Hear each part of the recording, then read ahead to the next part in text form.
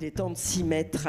Bienvenue à toutes et à tous pour cette rencontre intitulée « Être éditrice » aujourd'hui. Et avec deux invités. Bienvenue Flandrine Rabe, vous représentez les éditions Les Léonides. Et Mathilde Bond-Joseph, vous avez créé les éditions Quartier Libre. Ces deux maisons dont les premiers livres sont parus en 2025.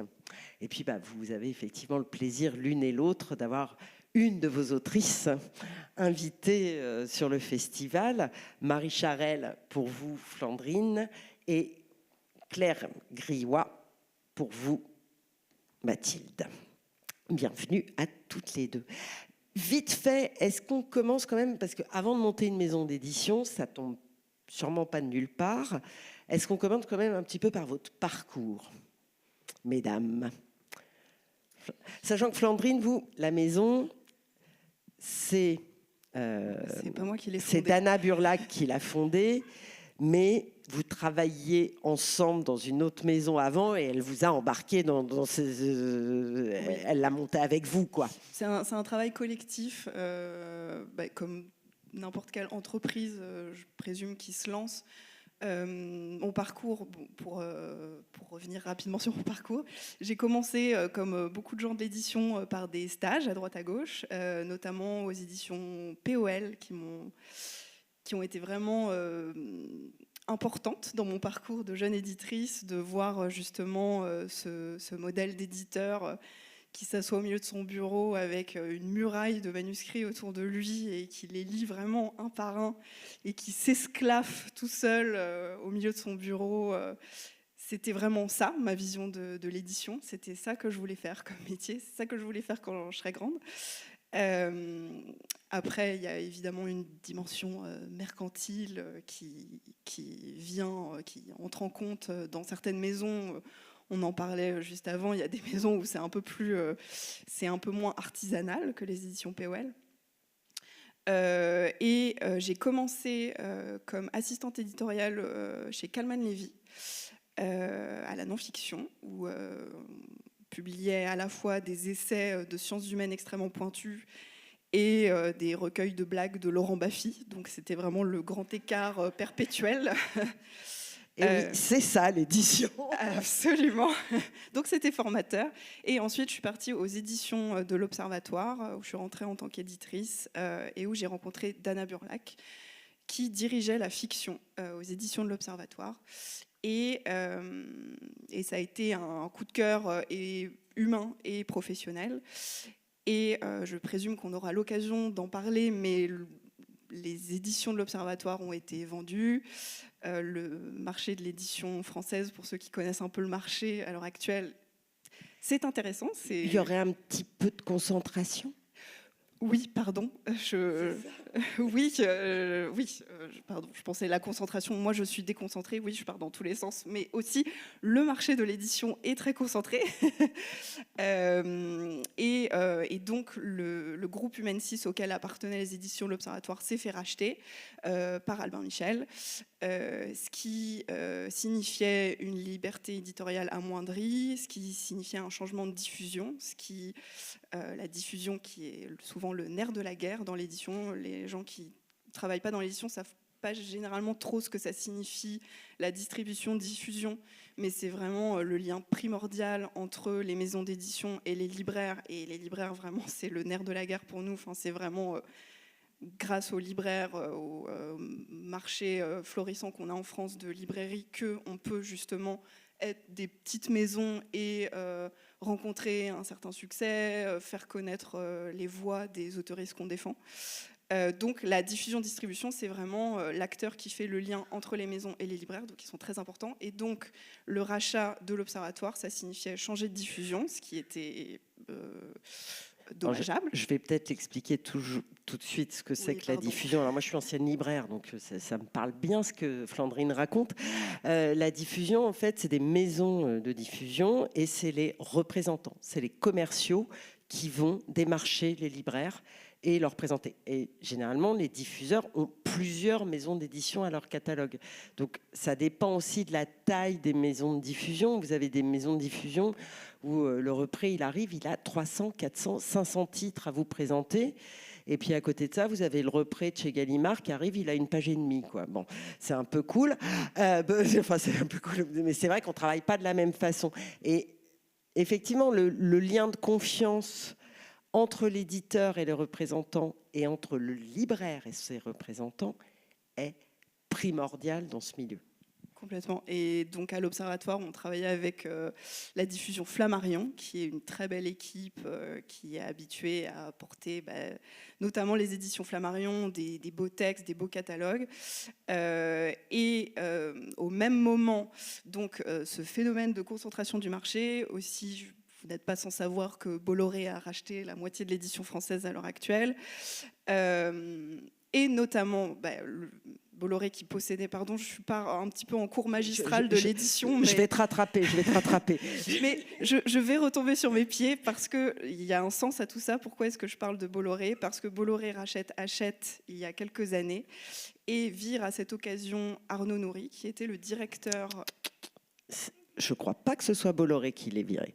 Il a été viré avant parce qu'il a osé dire que ce n'était pas une bonne idée de vendre à Bolloré. Oui, c'était Lagardère, mais dirigé par Bolloré, qui manipulait déjà ces petites marionnettes dans l'ombre. Et donc, Arnaud Nourri se retrouve remercié du jour au lendemain. Mais avec un chèque signé par Vincent lui-même et un carnet d'adresses assez important, après plus de 20 ans passés à la tête d'un des plus grands groupes mondiaux, du deuxième groupe d'édition mondial et du plus grand français. Voilà. Et donc, quelques années après, il se dit « je vais lancer mon propre groupe d'édition » en réponse justement à cette concentration du marché, la mainmise de Bolloré sur certaines grandes marques de l'édition, par exemple Fayard, qui avait un catalogue formidable, des noms, vraiment un catalogue sublime et qui se fait dépecer à l'heure actuelle par Bolloré. Et donc les nouveaux éditeurs, qui est le groupe lancé il y a 2 ans par Arnaud Nourri, c'est une réponse vraiment à cette concentration-là du marché, ces maisons qui se retrouvent obligées de répondre à un agenda politique. Et donc Arnaud Nourri va démarcher différents éditeurs qui se retrouvent un peu pris en étau dans les maisons où ils sont à l'heure actuelle. Et il leur propose de lancer leur maison d'édition au sein des nouveaux éditeurs. Et c'est ce qui s'est passé donc avec Dana Burlac. Donc je retombe sur mes pieds. Pas mal. Voilà. Et Arnaud contacte Dana et lui dit « Je sais que ça va devenir difficile pour toi dans quelques temps avec le rachat de l'Observatoire. Tu ne vas plus pouvoir publier ce que tu veux publier comme tu avais l'habitude de le faire. Est-ce que ça te dit de venir lancer ta maison au sein des nouveaux éditeurs ?» Et le deal, c'est vraiment liberté éditoriale totale. Comment refuser une telle proposition ?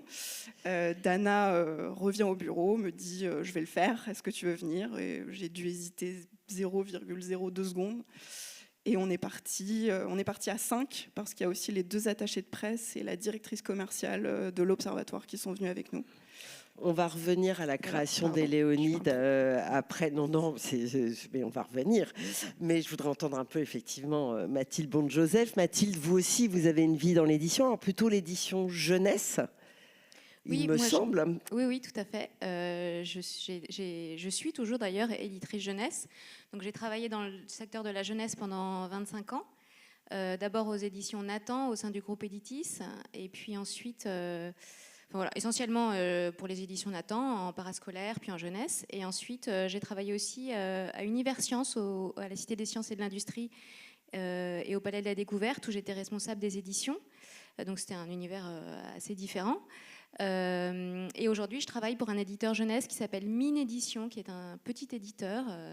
Voilà, on fait des livres pour les tout petits, des cartonnés et des albums. Et je travaille pour eux depuis 3 ans maintenant, un peu plus de 3 ans. Et donc, en parallèle, j'ai décidé de lancer les éditions Quartier Libre, qui est une maison d'édition de littérature francophone contemporaine, qui publie des textes qui a pour vocation de publier des nouveaux auteurs, des nouvelles voix, avec une écriture forte, singulière, et qui publie donc des textes autour de l'intime et de l'universel. Voilà. Et c'est un projet que je porte en parallèle de mon métier d'éditrice jeunesse, puisque quand on lance une maison d'édition, comme on l'a bien fait comprendre quand j'en ai parlé au moment où autour de moi, quand j'ai dit j'ai envie de me lancer, on m'a dit bon courage. Donc j'en ai encore, parce que c'est une grande joie. C'était un projet personnel que j'avais depuis très longtemps. Et je suis arrivée à un moment de ma vie professionnelle où je me suis dit, voilà, je me suis sentie peut-être un peu plus légitime qu'avant. On ne l'est jamais complètement. Et, le syndrome d'imposture voilà. dans les milieux Mais du surtout, livre. je me suis dit, si c'est pas maintenant, ce sera jamais. Après, j'aurai plus l'énergie, j'aurai plus le... Voilà, donc j'ai lancé Quartier Libre. Alors, effectivement, deux modèles de maison complètement différents, avec en point commun l'amour des textes, je pense. Avec, malgré tout, il y a toujours ce côté artisanal sur un travail de texte, sur la fabrication d'un livre. Mais effectivement, vous, Mathilde, alors, vous n'en vivez pas pour le moment. Vous êtes toute seule. On va voir que de toute seule, pour fabriquer un livre, ça fait groupe et communauté. Mais alors que vous, effectivement, il y a ce toit sur la tête qu'a offert Arnaud Nourri aux 9 maisons désormais qu'abrite le groupe. Toit sur la tête qui veut dire service transverse. Je crois que la fabrication, c'est chez Gallimard. Oui, vous avez gardé la diffusion Flammarion. C'est sûr qu'on va le voir, c'est pas tout à fait le même modèle. Après, vous n'en vivez pas, vous avez un autre métier à côté. Vous, j'imagine que pour payer les salaires, il y a nécessité de vendre. Oui, comme toute industrie, le livre, c'est un objet qui a un statut particulier, mais ça reste un objet qu'on vend.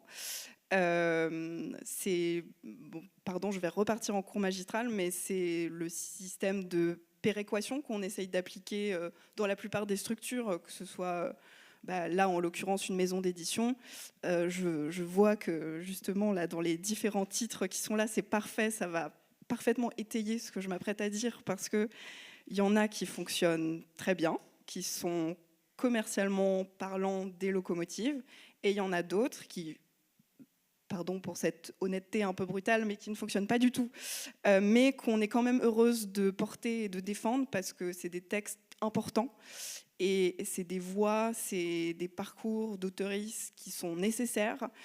Par exemple, celui que je vois, Hélène Villar-Madruga, qui est une traduction du cubain. La littérature étrangère est un marché compliqué à l'heure actuelle.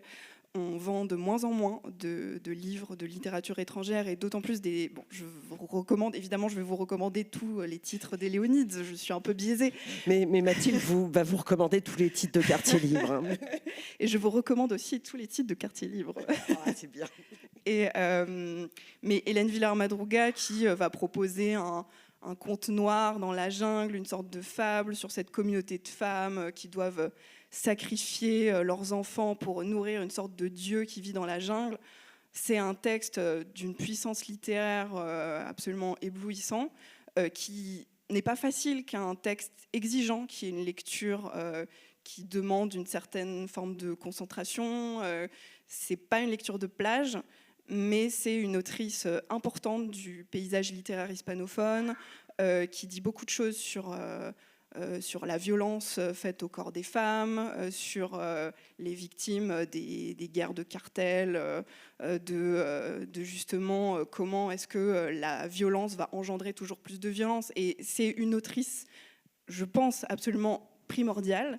Et donc avoir des autrices comme Marie Charelle, des auteurs comme Michael Dichter, qui, eux, sont plus dans des récits un peu plus accessible, c'est vraiment du page-turner, pareil, j'aime beaucoup ces textes, j'y suis très sensible, vont nous permettre à côté de publier de la littérature un peu plus de niche, mais qu'il faut avoir sur le marché, et que justement des gros groupes comme Hachette vont de moins en moins pouvoir proposer, et donc il faut qu'il y ait des espaces pour les proposer. Et c'est aussi pour ça que les maisons indépendantes comme Quartier Libre sont absolument primordiales à l'heure actuelle. Quand on va revenir après sur le nom des maisons, le choix du nom, etc. Mais alors, si vous me dites que vous n'avez pas le droit de dire, mais si on parlait chiffres, c'est quoi un livre qui marche pas pour les Léonides en chiffres? Alors pour les Léonides, et je pense pour la plupart des structures, on se dit qu'en dessous de 500 exemplaires vendus, c'est compliqué de trouver un équilibre financier pour la maison. Après, on a vu, moi j'ai une trentaine d'années, mais j'entends beaucoup les vieux éditeurs parler du temps d'avant. Et un titre qui aujourd'hui se vend à 10 000 exemplaires, ce qui est très bien, enfin, c'est un succès, 10 000 exemplaires à l'heure actuelle sur ce marché. Il y a 10-20 ans, on aurait pu espérer en vendre 50 000. Parce que le panier moyen diminue. Les libraires, parce que le nombre de titres a augmenté. Oh oui, aussi. Parce que, en fait, il me semble, hein, le chiffre d'affaires du livre, il est stable depuis des dizaines d'années. Faut arrêter de dire que les gens n'achètent plus de livres, c'est pas vrai, sauf que c'est stable. Alors effectivement, c'est compliqué parce qu'il y a plein de charges fixes qui ont augmenté, donc les libraires tirent la langue là. Mais le chiffre d'affaires, il est stable, ça se casse pas la figure. Sauf que, alors déjà, avec le même panier moyen, on a moins de livres, puisque le prix du livre a un petit peu augmenté.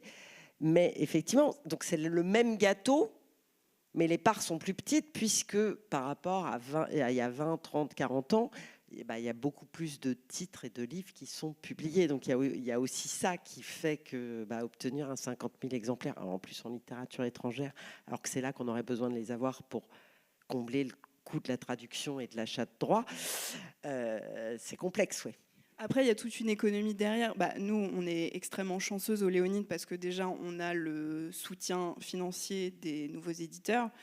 Il y a aussi les maisons poches qui sont un acteur très important du marché du livre à l'heure actuelle, qui vont énormément soutenir les maisons qui débutent.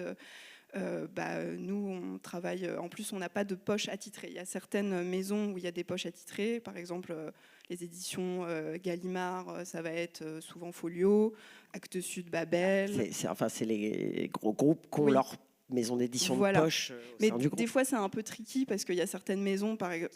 Oui, pardon, c'est un peu piégeux. Parce que certaines maisons sont un peu dans l'obligation de présenter en avant-première leurs titres à certaines maisons de poche avec qui elles ont un partenariat. Nous, c'est pas le cas. Nous, on travaille avec tous les poches de la place de Paris et d'ailleurs. Enfin, en l'occurrence, ils sont tous à Paris.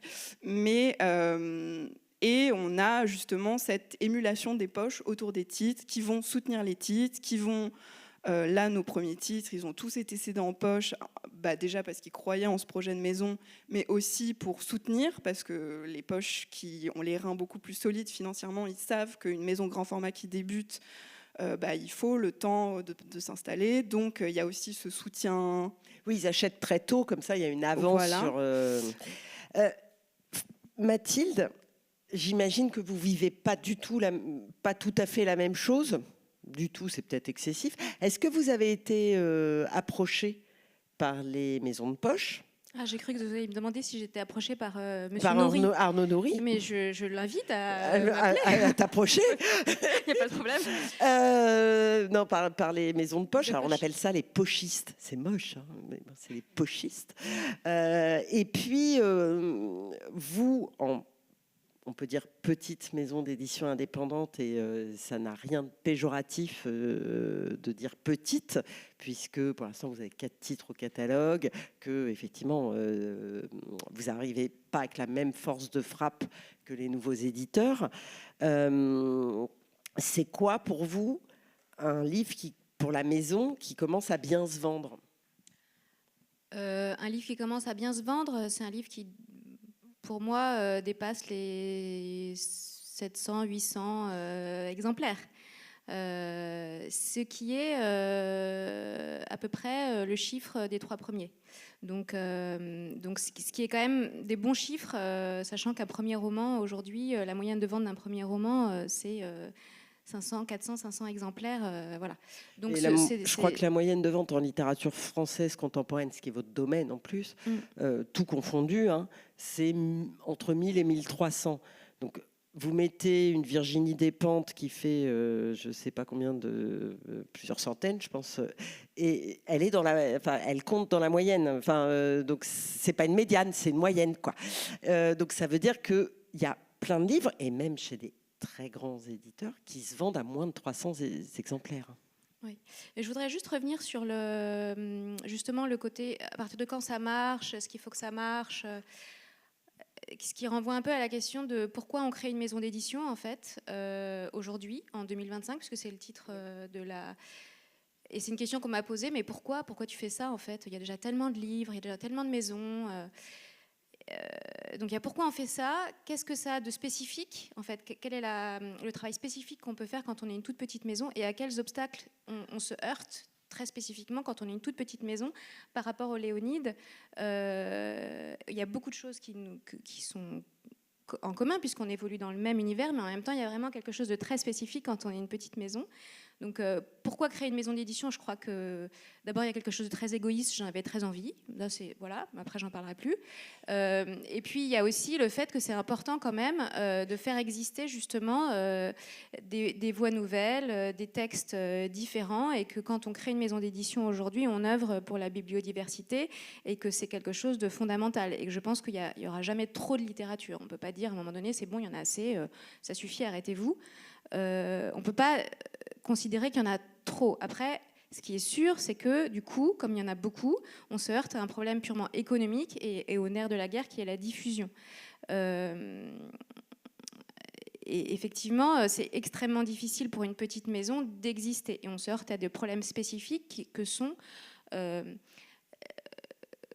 Comment se faire connaître, comment exister, comment faire qu'un libraire, quand on l'appelle pour dire voilà, je suis une nouvelle maison d'édition, ils vous disent pas tout de suite c'est gentil, mais j'ai vraiment pas le temps, rappelez-moi plus tard ou envoyez-moi un mail qu'il ne lira pas.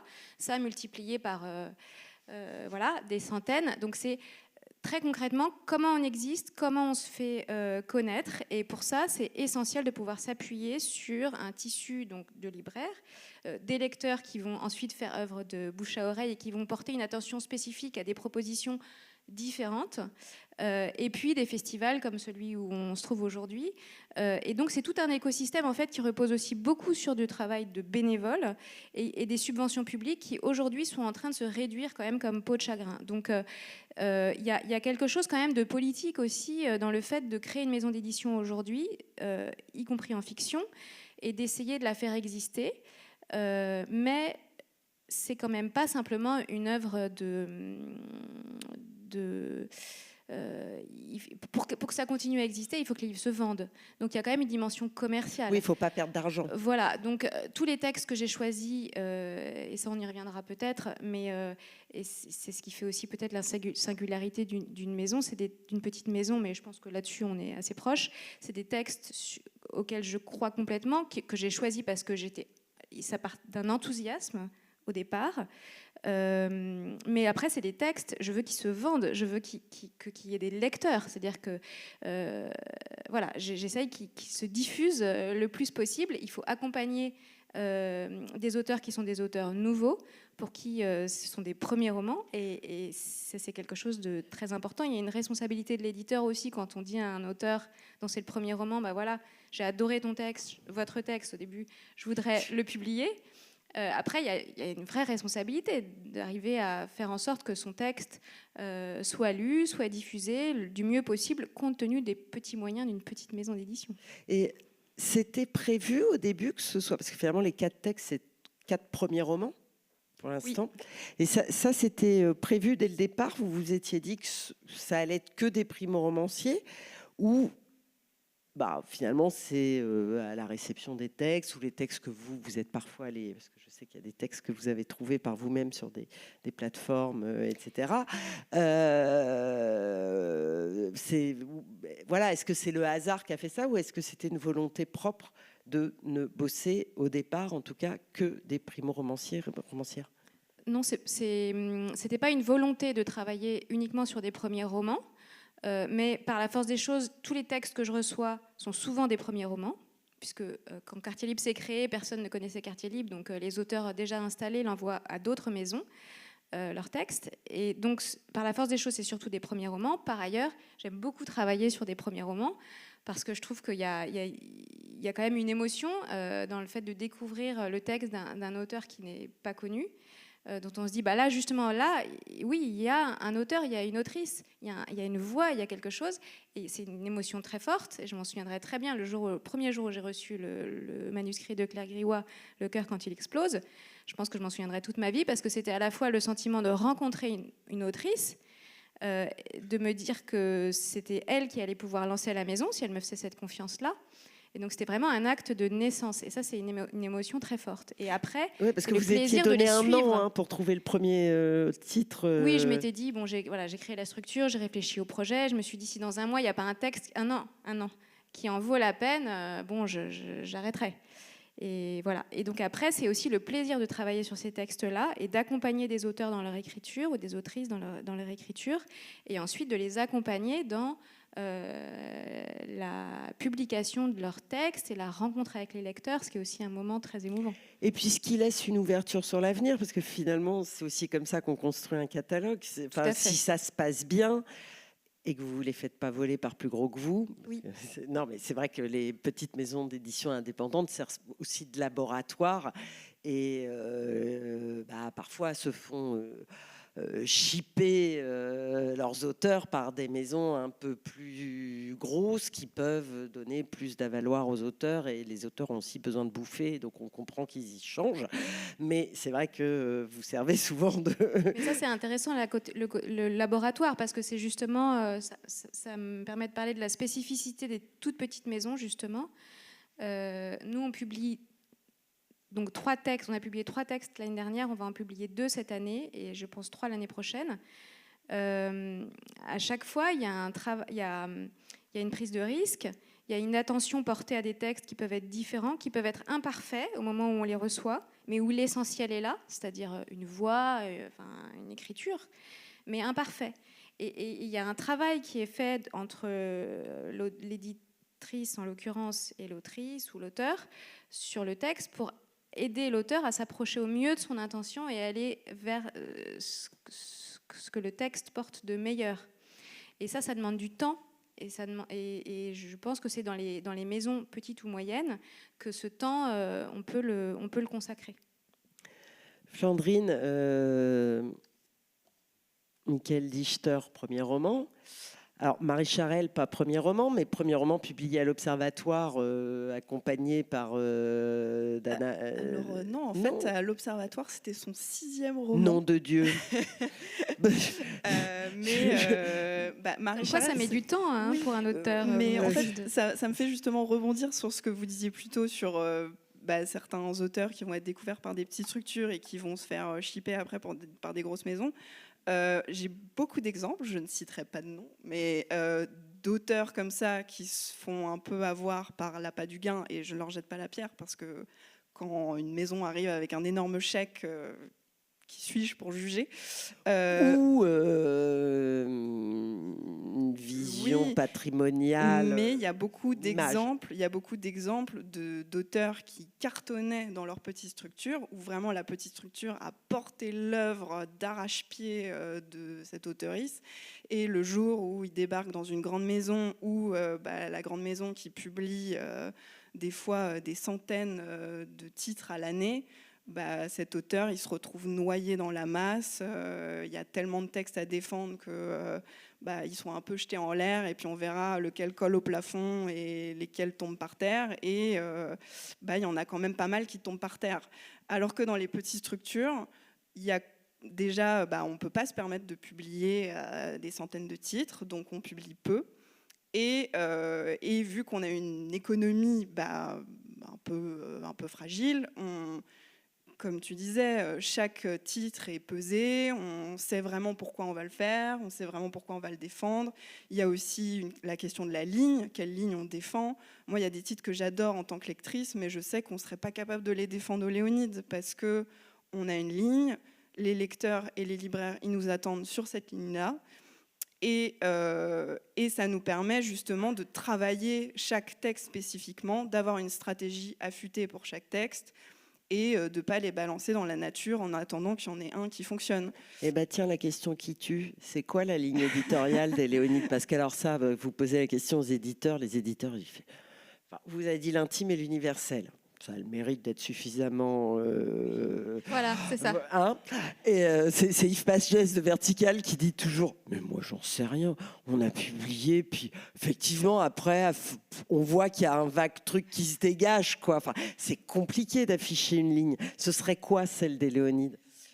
C'est compliqué, effectivement, on peut toujours, après coup, réécrire l'histoire. Mais nous, disons qu'il y a quand même un peu cette volonté, et en fiction et en non-fiction, de laisser la parole, alors en fiction d'autant plus, à des grands récits. Il y a un marché de l'autofiction qui est très présent à l'heure actuelle en librairie, que, en tant que lectrice, j'adore. Nous, c'est pas du tout ce qu'on va faire au Léonide.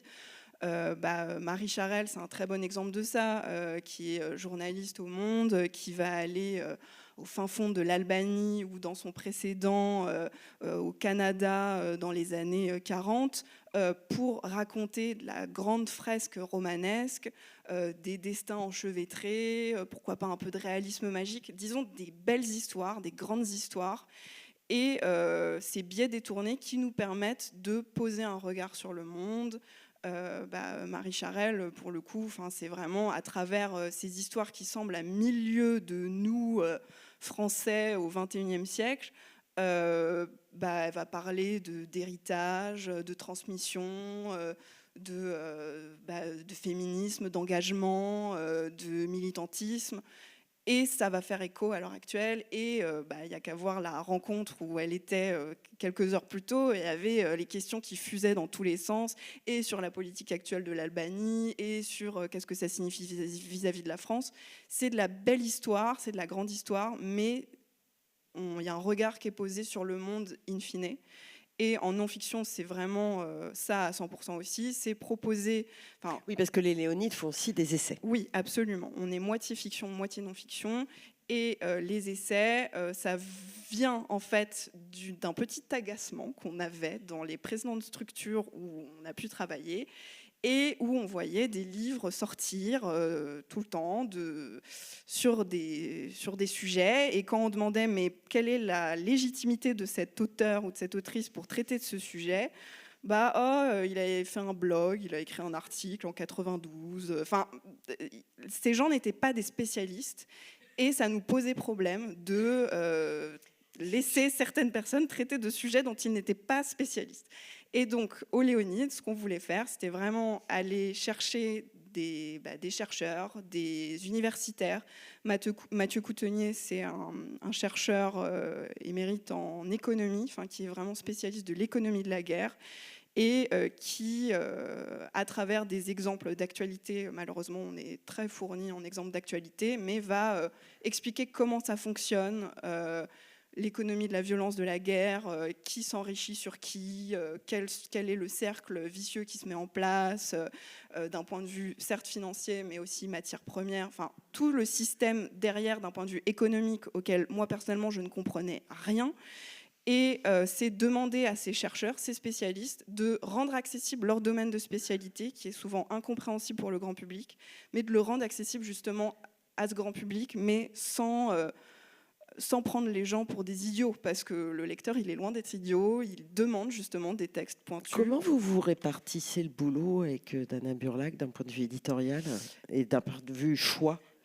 On parle souvent d'une hydre à deux têtes, parce qu'on fonctionne vraiment... on parlait justement des comités de lecture tout à l'heure. Nous, on pourrait dire qu'on a un comité de lecture, mais il est constitué de 2 personnes, c'est Dana et moi. Et c'est... Les choix, ils vont naître d'enthousiasme qu'on a d'abord chacune dans notre coin, et à la seconde où on a cet embryon d'enthousiasme, on va s'en parler. Enfin, quand on n'est pas ensemble dans la même pièce, on va tout le temps s'appeler, s'envoyer des messages, s'envoyer des selfies au lever. Enfin, on se parle tout le temps. Et donc, dès qu'une a un enthousiasme pour un texte, on va l'envoyer instantanément à l'autre, et on choisit les textes comme ça. Et voilà. Mathilde, je le disais, vous êtes seule et pas seule. C'est-à-dire que vous êtes entouré de gens en qui vous avez confiance et que vous connaissez très bien pour créer justement un comité de lecture. Et puis évidemment, quand on fait un livre, derrière, il y a aussi tous les freelances qui permettent, plus l'imprimeur, plus tout ça, enfin qui permettent l'objet. Comment vous est venue cette idée du comité de lecture? C'était nécessaire pour vous? Est-ce que ça vous arrive de ne pas être d'accord avec votre comité de lecture? Oui, ça nous arrive. Alors moi, c'était important pour moi de ne pas être seule, complètement seule pour faire les choix. Donc c'est 4 personnes, 2 hommes et 2 femmes que j'ai rencontrés dans ma vie professionnelle, qui sont des amis mais pas trop proches, mais dont je sais qu'on va avoir une communauté de regard, ou en tout cas une attention au texte qui sera de même nature. Et en fait, je regarde, je ne lis pas, parce que je reçois 10 textes par jour, mais je regarde tous les textes qui arrivent.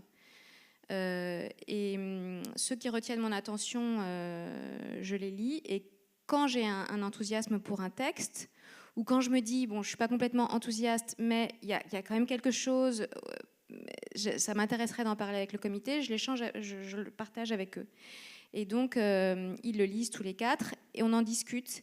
Et en fonction de l'issue de la discussion, je décide de publier ou pas. Et donc, à la fin, c'est moi qui décide, mais ça me nourrit beaucoup, la discussion me nourrit beaucoup, et notamment pour justement travailler ensuite le texte avec l'auteur ou l'autrice.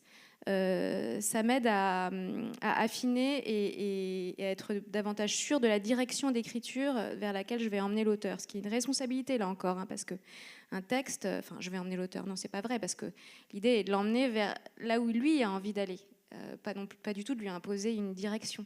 Mais quand même, quand on appelle un jeune auteur qui n'a jamais publié et qu'on lui dit, bah voilà, je pense qu'il y a cette dimension du texte qui est vraiment importante et qui n'est pas assez présente et que ce serait intéressant de la rendre plus présente, c'est une responsabilité, parce qu'on va orienter son regard, son écriture. Après, il peut très bien vous dire, ça m'est arrivé, c'est même assez rassurant qu'un auteur vous dise, non, pas du tout, moi j'ai pas du tout envie d'aller vers ça, c'est pas ça du tout que j'ai envie de faire. Et à ce moment-là, je lui dis, bah très bien, enfin, à ce moment-là, soit sa réaction est encore plus intéressante que la mienne et on continue de travailler ensemble, soit on se dit, bah, on n'est pas forcément le bon éditeur pour vous, ce qui n'est pas grave, et l'important c'est de se le dire, quoi. Donc le travail avec le comité de lecture, il m'aide à affiner mon regard et à travailler les textes ensuite avec les auteurs, et pour moi c'est vraiment très important de pouvoir m'appuyer sur eux. Je disais tout à l'heure que il y a les textes, dont celui de Claire que vous recevez effectivement dans votre boîte mail.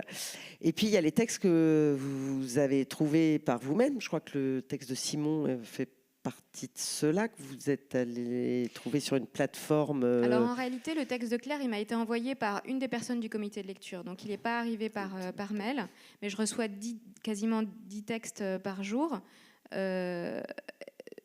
Ensuite, il y a le temps que nous avons de Catherine Merle, qui est le 2e roman qu'on a publié, qui m'est arrivé par mail. Une très jolie histoire d'une mère et sa fille au bord de la mer. Et puis, Le regret des astres, je l'ai trouvé sur une plateforme qui s'appelle Edith et nous, qui met en relation des auteurs et autrices avec des éditeurs. Voilà. Et puis c'est un homme qui se rend compte un jour qu'il n'y a plus d'étoiles dans le ciel et de tout ce que ça peut produire. Je le trouve c'est un roman très étonnant, comme un conte philosophique, a beaucoup de charme, beaucoup d'humour, ouais. et de très touchant. Enfin, je sais pas, il y a un truc très touchant. Un beau roman d'apprentissage. Ouais.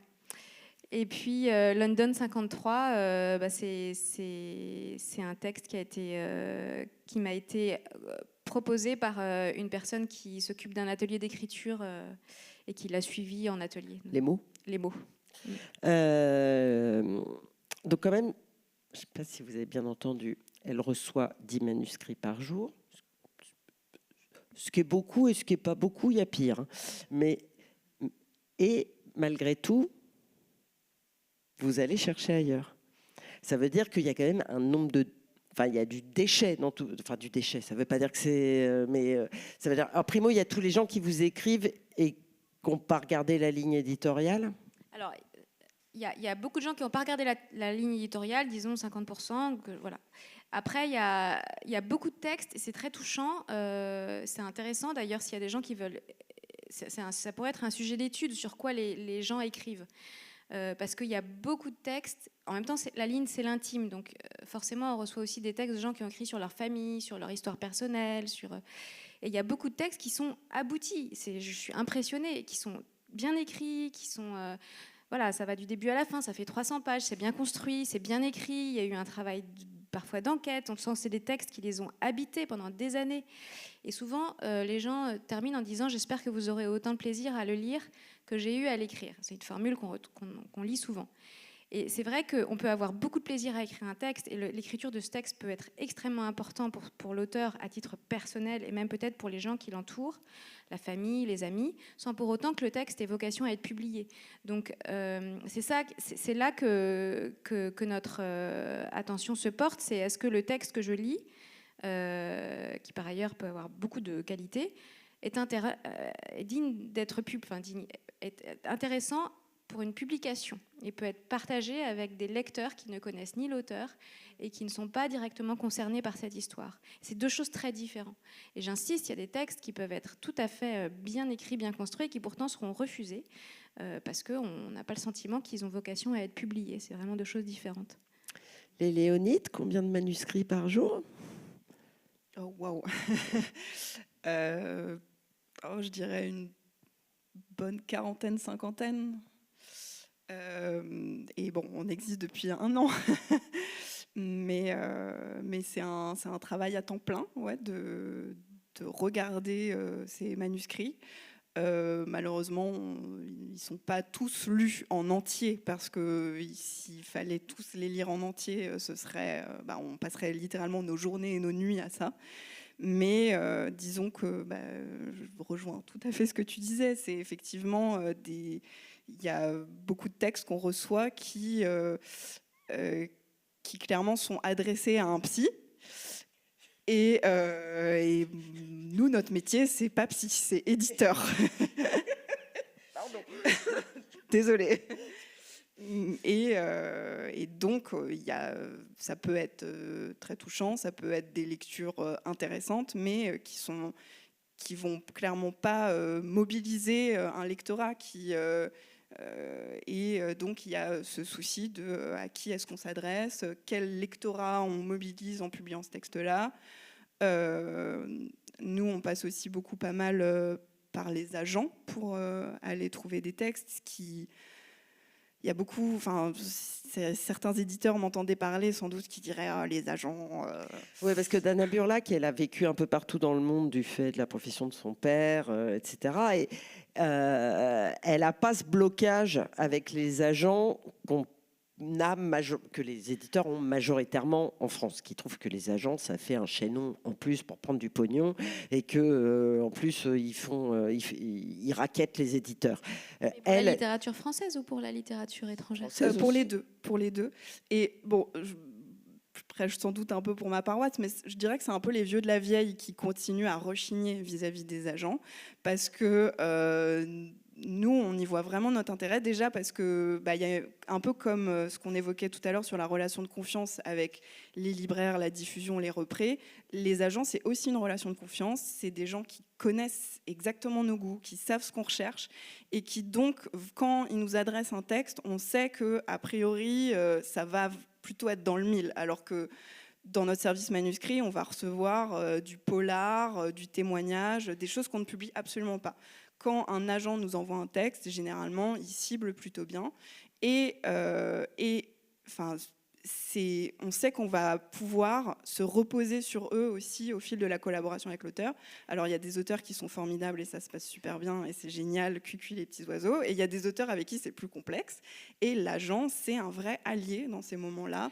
Les éditeurs ou les éditrices de littérature étrangère, qui ont là pour le coup beaucoup d'interlocuteurs comme agents, puisque dans le monde anglo-saxon c'est bien plus développé qu'en France, disent qu'en fait c'est quand même vachement plus simple de bosser avec un agent. Primo parce qu'avec un agent on peut parler pognon, ce qui est toujours un peu compliqué avec un auteur.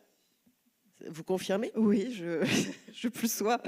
Non, c'est très agréable de pouvoir se parler franchement. L'agent aussi il sait quelle est la situation financière de la maison. On peut leur expliquer concrètement quel argent nous on va avoir besoin de conserver pour mettre en place justement un dispositif marketing, commercial. Comment est-ce que la valeur il est calculée, comment est-ce que les droits ils sont calculés. La plupart des auteurs l'entendent absolument et il y a un vrai travail de pédagogie à faire et on essaye vraiment de le faire et je pense que les petites structures essayent de le faire parce que c'est logique que l'auteur, il y a des grandes maisons justement où l'auteur ne reçoit pas d'avaloir et c'est un scandale absolu, mais d'expliquer à l'auteur pourquoi on lui propose l'avaloir qu'on lui propose, comment c'est calculé, quels sous nous on garde de notre côté pour pouvoir mettre en place derrière une stratégie pour vraiment l'accompagner en librairie, faire un démarchage auprès de la presse, des influenceurs. Il y a des moyens que nous on a besoin de garder aussi de ce côté-là. Et l'agent justement, il entend ça, il réfléchit aussi avec nous, il va aussi nous aider à la suite de la vie du livre parce qu'une fois que l'objet est là, il est très beau. Il faut continuer à le faire vivre en format poche, les sessions à l'étranger, éventuellement des sessions cinéma quand on a de la chance. Et ça, l'agent, encore une fois, c'est un allié de choix pour cette seconde vie qui est extrêmement importante aussi pour la vie du livre. Parce qu'il y a un côté quand même un peu schizophrénique dans le métier d'éditeur et d'éditrice en 2025 ou en 2026, et depuis toujours, c'est qu'en fait, vous travaillez sur plusieurs temporalités. C'est-à-dire que Mathilde, Flandrine, je pense que c'est la même chose, mais Mathilde, pour l'instant, il y a 4 titres publiés. Vous continuez à essayer de les porter. En même temps, vous êtes en train de travailler sur les prochains titres à paraître. Il y en a un qui paraît bientôt, hein, le deuxième de l'année. Là, c'est pour la rentrée littéraire et c'est le deuxième roman de Claire Grillois. Voilà. Donc vous êtes en train de travailler dessus et en même temps vous êtes en train de lire les manuscrits pour l'année d'après. Ou peut-être que vous avez déjà choisi et vous commencez déjà à travailler. Donc en fait, et vous c'est pareil, alors il y a déjà plus de titres au catalogue. J'ai entendu Dana dire qu'elle voulait aller jusqu'à 20, 25, 30 dans les années à venir. 20, 25 déjà. J'ai entendu, la première fois où j'ai entendu 30, alors réflexe d'ancienne libraire, j'ai fait c'est beaucoup 30 et après je me suis dit oui mais enfin ils sont nombreux, faut s'y manger, et effectivement il y a ce temps schizophrénique où vous êtes sur plusieurs couches. Comment on gère ça? Il y a beaucoup de métiers, je pense, où il y a quand même des... Mais c'est vrai que c'est essentiel de faire vivre le fond, comme on dit, d'autant plus pour une petite maison peut-être, je ne sais pas, mais comme c'est difficile d'être diffusé, la mise en place, c'est quand on sort le livre, c'est les livres qui arrivent sur les tables des librairies. Elle n'est pas très importante au début pour une petite maison d'édition, donc c'est très très important d'aller dans des salons, d'être invité dans des festivals, Merci Laval, de continuer à faire vivre les livres et de continuer à les vendre. Si on s'arrête d'en parler au bout de 6 mois, c'est pas la peine, quoi. Donc oui, il y a un travail de fond à faire. Et puis, on travaille sur plusieurs temporalités. On a aussi, en fait, comme plein de métiers qui se mélangent. C'est à la fois plusieurs temporalités et aussi plusieurs savoir-faire, puisqu'on est un peu, c'est un chef d'orchestre, on le dit souvent, un éditeur. En plus, vous, on l'a dit, il y a le comité de lecture, ok, il y a un maquettiste, il y a une correctrice, mais vous êtes un peu toute seule. Ça veut dire que vous, la relation libraire, ce qu'on appelle les relations libraires. Il y a des gens en charge au sein des maisons d'édition des relations avec les libraires. C'est de la surdiffusion. Alors, soit des gens embauchés à l'intérieur de la maison, soit des freelances qui s'en occupent. Vous, là, vous avez un peu toutes les casquettes. Comment vous avez créé le lien avec les libraires ? Je continue à essayer de le créer tous les jours, puisque il y a beaucoup de librairies. Et donc, j'essaye à ma mesure de faire des visites en librairie en étant très contrainte par le temps et la géographie. Donc, voilà, je fais, à chaque fois qu'un nouveau livre sort, j'essaye d'aller voir 10-15 librairies nouvelles. Mais c'est parce que les éditions Quartier Libre, c'est à Gentilly, dans le sud de Paris. Donc, c'est forcément à mon échelle, à Paris ou en banlieue parisienne, où à chaque fois que je vais dans une ville, j'essaye d'aller voir le libraire. Mais en fait, c'est un travail de fourmi. Voilà. Et donc c'est pour ça que mon objectif est quand même essentiellement de durer le plus longtemps possible pour pouvoir s'installer comme ça très progressivement et exister aux yeux des libraires, oui. Et en plus, je le Après, sais, j'en ai été une moi-même.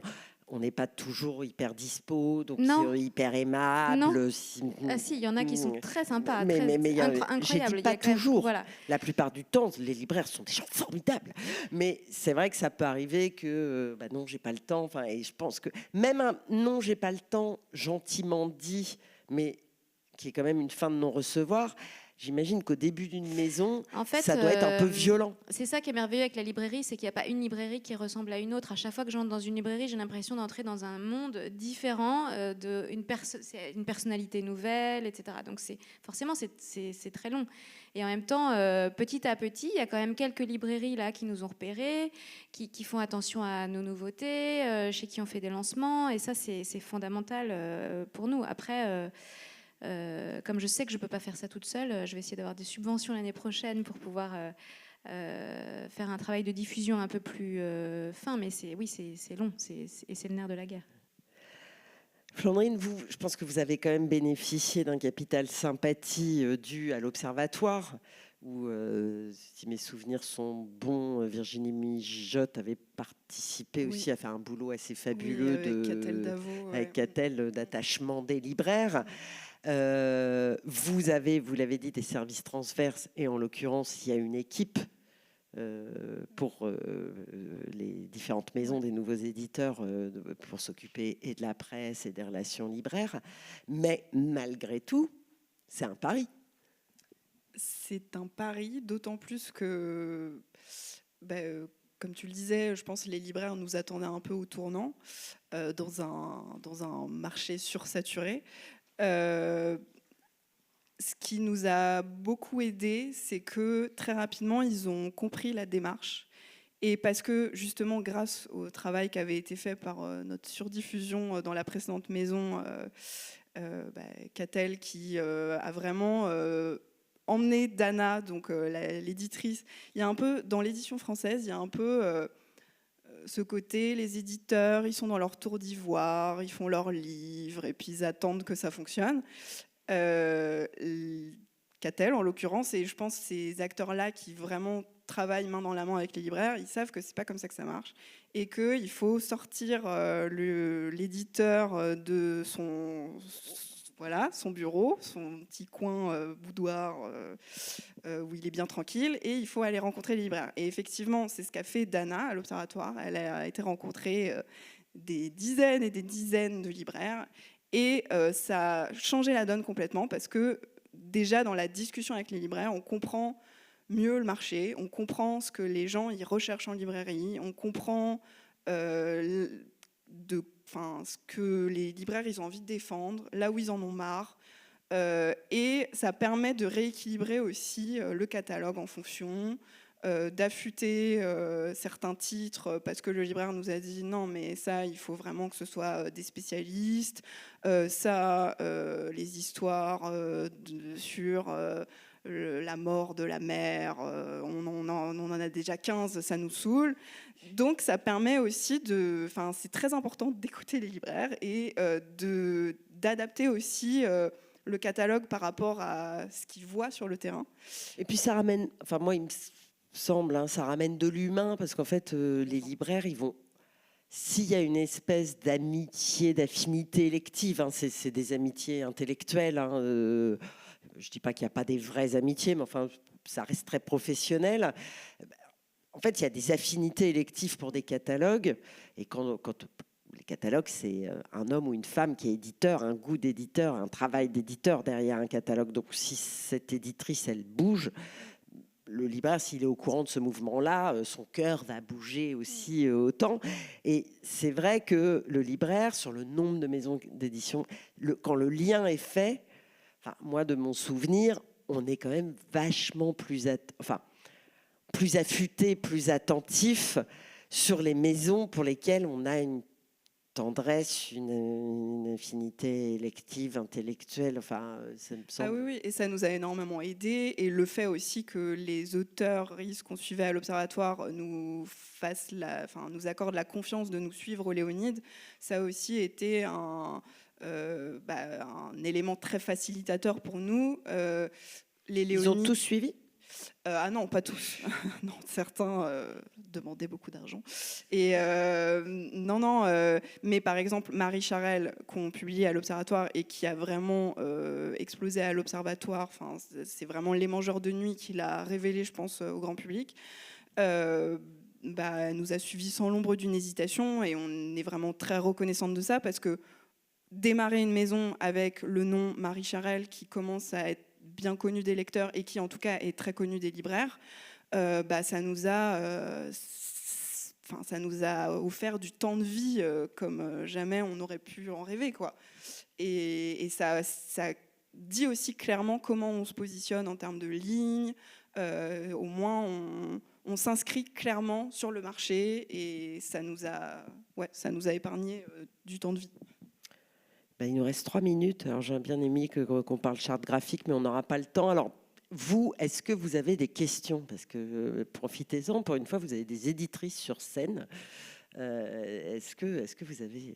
Voilà. Alors, une question, parce qu'en 3 minutes, le temps qu'elle réponde, je pense que... Est-ce qu'on a, après tout ce que vous nous racontez, l'envie de lire encore pour soi et le temps de lire pour soi ? Moi, je suis justement là, je me suis dit, j'en ai peut-être pris trop, mais j'ai acheté des livres là. J'ai envie de tous les lire, tous les premiers romans de Laval. Donc oui. Je crois qu'on lit. Oui. C'est même essentiel, je pense, parce que sinon on se coupe aussi de ce qui se fait. Et puis lire pour soi, tu l'as dit, j'aime en tant que lectrice, mais c'est pas ce qu'on publie au Léonide. Voilà.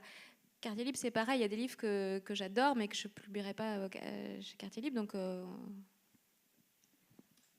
Concrètement, comment vous faites ? Parce que recevoir 10 par jour ou 40, comment vous faites pour les livres ? Non, mais on ne les lit pas, en fait, les 10 par jour. C'est pas possible. Enfin, on ouvre, on regarde. On vous mentirait si on disait qu'on les lit. En revanche, moi, en tout cas, je les regarde. Ah non, c'est-à-dire que je les lis pas parce que si je vois tout de suite que c'est pas, je demande une note de présentation, que l'auteur se présente ou l'autrice se présente et qu'elle fasse une petite note d'intention rapidement, quelques lignes. Déjà, on voit si c'est à peu près le genre de texte qu'on publie. Si c'est pas le cas, on lit pas. Enfin, moi, je lis pas. Si c'est à peu près le genre de texte qu'on publie et que la manière d'écrire est correcte, parce que parfois ça l'est pas, donc il faut bien soigner son... j'ouvre le texte, j'ouvre le fichier. Et là, on voit que ça fait 300 pages, qu'il y a des paragraphes, que c'est bien écrit, qu'il y a des verbes, qu'il n'y a pas de faute d'orthographe, que c'est construit, que ça ressemble à un texte, quoi. C'est pas toujours le cas. Donc, quand c'est un vrai texte, je lis quelques paragraphes. Si j'ai envie de continuer, je lis quelques pages. Et parfois, ça s'arrête là. Parce qu'on n'est pas pris par une histoire, parce que c'est difficile à expliquer, hein, parfois c'est très subjectif. Mais comme un lecteur, quoi. Comme vous, quand vous allez en librairie, vous lisez le plat 4 et vous reposez. Il y a quelque chose qui ne vous accroche pas dans l'écriture. Et donc, je ne lis pas 10 textes par jour, je ne peux pas, personne ne pourrait vous dire ça. En revanche, peut-être que dans les 15 jours ou 3 semaines qui vont s'écouler, il y en a un qui va attirer mon attention et que j'aurai envie de le lire. Et soit j'abandonne au bout de 10 pages, soit je suis prise et je le lis jusqu'au bout. Et parfois on se plante, hein, on rate un aussi, auteur qui va cartonner dans une autre maison. Hein. Enfin, c'est arrivé je crois que c'est un peu arrivé à tout le monde, un jour ou l'autre. Flandrine qui fait...